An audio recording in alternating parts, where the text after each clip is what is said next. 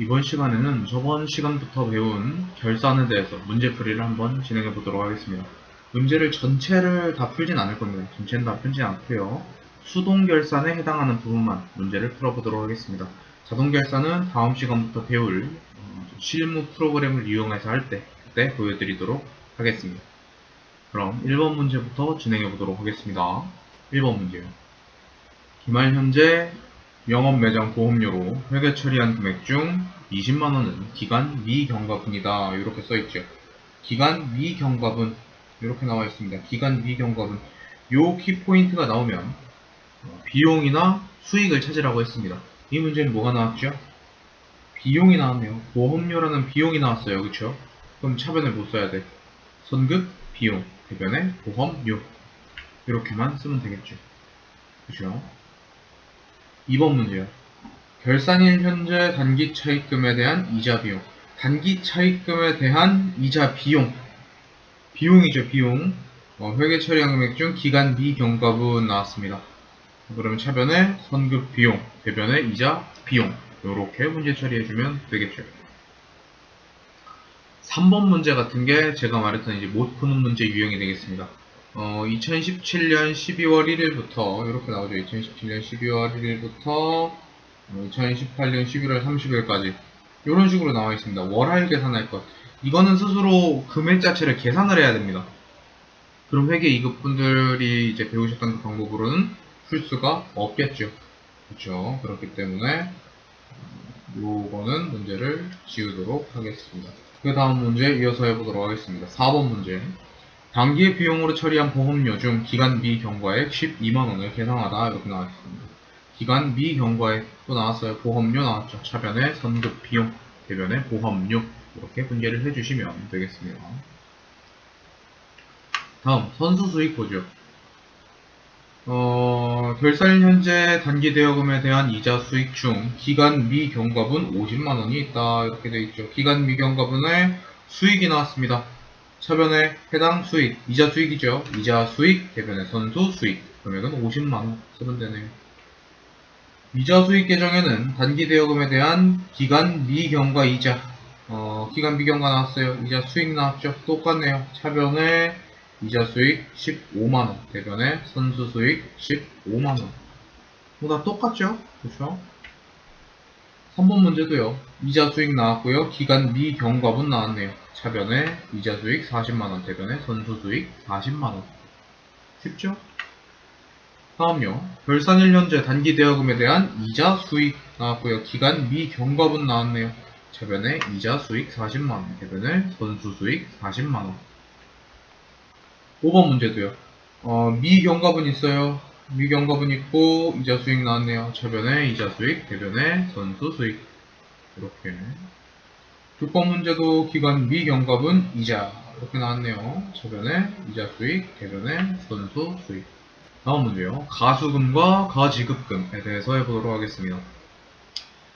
가수금 결산 때 나오면 항상 차변에 쓴다 그랬죠. 가지급금 결산 때 나오면 항상 대변에 쓰라 그랬어요. 가수금 잔액이 나왔어요. 일단 차변에 가수금이겠네요. 그렇죠? 외상대금 회수액이래요. 회수액. 내가 회수는 돌려받다라는 거니까 매출에 대한 거겠죠. 원래 이렇게까지 아리까리하게 내놓진 않는데 이 문제가 좀 아리까리한 것 같아요. 원래는 요 밑에 문제처럼 외상매출금 회수분이다 이런 식으로 나오죠.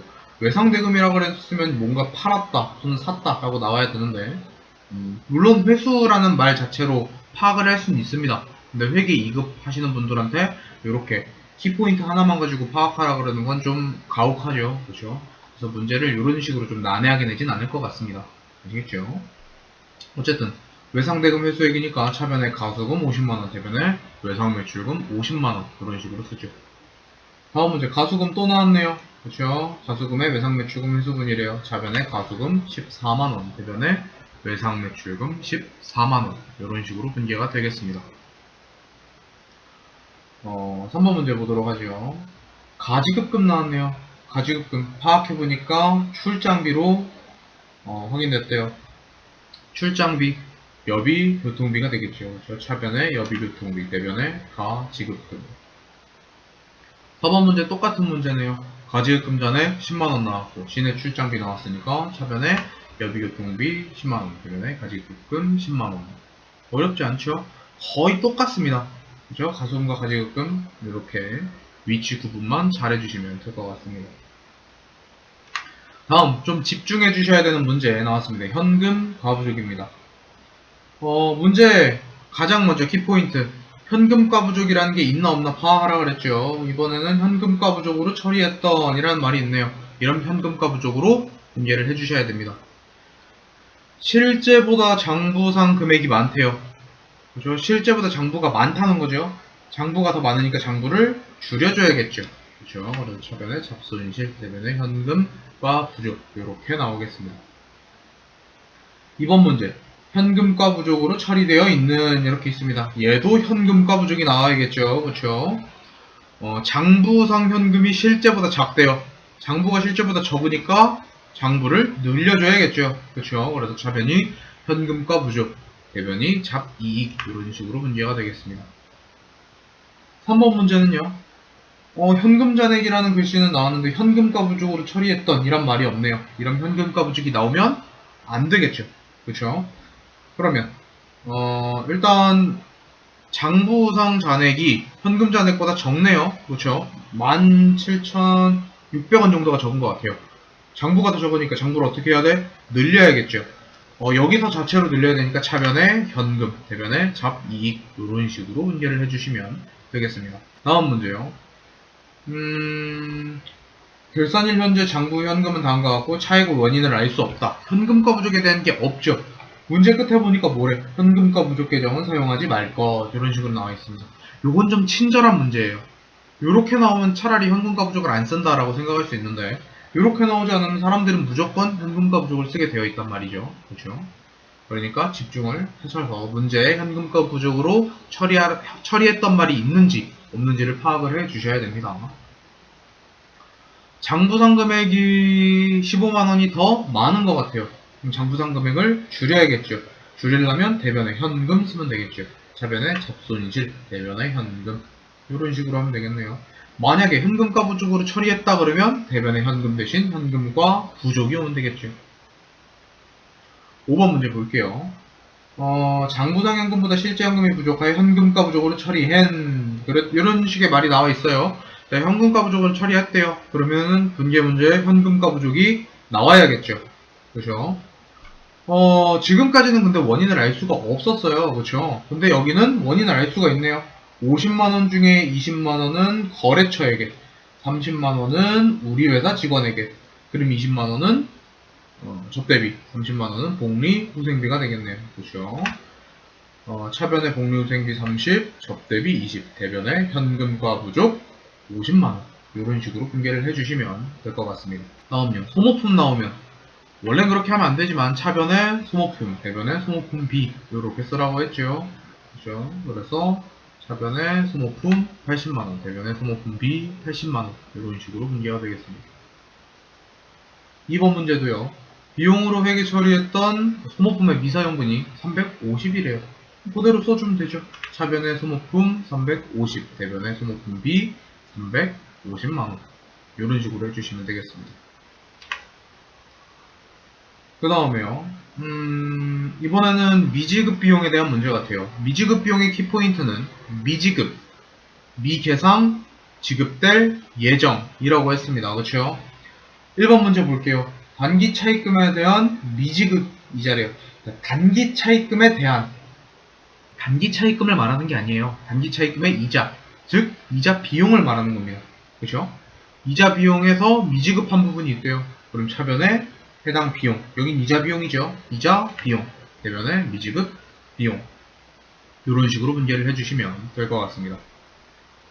2번 문제 중요하다 그랬어요. 급여가 발생을 했어요. 그래서 지급될 예정이래요. 아직 지급 안 됐으니까 미지급 비용을 쓰는 건 맞는 것 같은데 세금이 나왔어. 근데 내가 뭐라 그랬죠? 급여가 발생할 때 세금을 떼는 건 급여를 직접 지급할 때다. 지금은 급여를 직접 지급하는 게 아니고 지급할 예정이기 때문에 세금에 대한 분개는 하지 않는다라고 했습니다. 그럼 우리가 분개할 건 얼마? 그냥 급여 250으로 분개를 해주시면 되겠습니다. 차변의 급여 250만원, 대변의 미지급 비용 250만원, 이런 식으로 분개를 해주시면 됩니다. 3번 문제요. 12월분 영업부서 직원 급여 200만원은 다음 달 5일에 지급될 예정이다. 여기 지급될 예정이네요. 그렇죠? 비용 나왔죠? 차변의 급여 200, 대변의 미지급 비용 200, 이런 식으로. 4번 영업부 사무실 임차료 미지급액이네요. 미지급 나왔어요. 미계상도 나와있네요. 그렇죠? 확실하네요. 미지급 비용. 차변에 해당 비용은 뭐 나왔어? 임차료 나왔네요. 그렇죠? 차변에 임차료 10만원, 대변에 미지급 비용 10만원, 이런 식으로 분개를 해주시면 됩니다. 5번 문제요. 아까랑 똑같은 문제네요. 단기 차입금에 대한 미지급 이자래요. 계상하다 이렇게 나왔죠. 요거는 미지급 나왔으니까 여기에 키포인트를 주면 될 것 같습니다. 차변의 이자 비용, 대변의 미지급 비용. 그렇죠? 6번 문제. 6번 문제는 솔직히 좀 헷갈리시는 분들이 있을 수 있어요. 왜? 기간 경과분이라는 말 때문에. 기간 경과분 어디서 많이 들어봤는데 선급 비용으로 해야 되나? 라고 생각하시는 분들이 있어요. 근데 아까 선급 비용 선수수익의 키포인트는 기간 미경과분이에요. 그렇죠? 경과하지 않은 분. 여긴 미자가 없죠? 다른 소리입니다. 여긴 기간이 지난 부분이에요. 자, 보니까 여기 또 미지급이라고 나왔죠?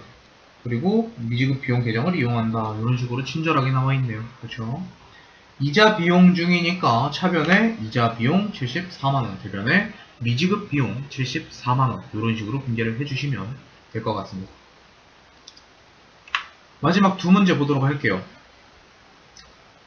인출금 계정 잔액을 50만원으로 정리하다, 이렇게 나와 있습니다. 인출금, 사장이 자기 마음대로 쓴 돈, 대표이사가 자기 마음대로 쓴 돈, 결산 때 전부 다 지워줘야 한다 그랬어요. 차변에 있던 인출금을 대변으로 보내서 대변에 인출금, 차변에 정리하는 계정 과목은 자본금으로 정리한다 그랬죠. 그렇죠? 그래서 차변에 자본금, 대변에 인출금, 이런 식으로 분개를 해주시면 될 것 같습니다. 마지막 문제요. 인출금 잔액 정리하시오. 잔액은 100만원이다. 똑같네요. 차변에 자본금 100만원, 대변에 인출금 100만원, 이런 식으로 분개를 해주시면 되겠습니다. 여기까지 하면 이제 수동결산에 대한 모든 분개가 끝났습니다. 그동안 너무너무 고생하셨고요. 이제 실기 파트, 이제 K랩 프로그램을 사용해서 문제를 풀어볼 건데, 기출문제를 직접 이용해서 풀어보도록 하겠습니다. 그래서 65, 66, 67회 다음 강의를 들어주시는 분들은 그거를 같이 깔아서 풀어주시면 좋겠습니다. 일단 1, 2, 3번 기초자료 입력을 먼저 3회분으로 나눠서 할 거고요. 그 다음에 일반 전표 입력, 오류 수정, 결산재료 입력, 요 3개를 또 뭉쳐서 같이 하도록 하겠습니다. 그리고 마지막 조회를 생각보다 못하시는 분들이 많아요. 그렇죠? 근데 조회를 어떻게 해야 되는지 모르고 키포인트가 뭔지 모르시는 분들을 위해 조회 강의를 또 따로 하나 준비하도록 하겠습니다. 그럼 다음 강의를 들으실 분들은 기출문제 65회, 66회, 67회를 다운받아서 준비를 해주시면 감사하겠습니다. 어디서 받으시는지 모르겠다 하시는 분들은 블로그로 직접 가셔서 다운받으시면 될 것 같습니다. 기본 자료와 기출문제까지 전부 다 준비가 되어 있습니다. 그럼 지금까지 들으신 분들 모두 수고하셨고요. 재미있게 들으셨다면 좋아요와 구독 버튼 한 번씩 눌러주시면 감사하겠습니다. 수고하셨습니다.